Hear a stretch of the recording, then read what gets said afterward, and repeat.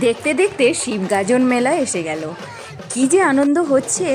এই মেলা শিব ঠাকুরের উদ্দেশ্যেই হয়। 1 সপ্তাহ আগে থেকে শুরু হয় ঘর উত্তোলন করে। মূলত 10-11 জন ভক্ত ভাইরা পালন করেন উপোস করে, ফলমূল খেয়ে। শেষের দিন উনাদের পঞ্চমুড়িয়াতে বসিয়ে পুরো গ্রাম ঘোরানো হয়, মালা পরানো হয়, সিঁদুর চন্দন পরানো হয়, উনাদের নতুন কাপড় পরানো হয়, দিয়ে পরে ওনারা বসেন, দিয়ে ওদের কাঁধে করে ঘোরানো হয় সারা গ্রাম। পঞ্চমুড়িয়া ফুল দিয়ে, বাঁশ দিয়ে সাজানো হয়, খুব সুন্দর লাগে দেখতে। এখানে বিভিন্ন ধরনের প্রদর্শনী থাকে, সে কি বলবো, মিলেমিশে একাকার একদম।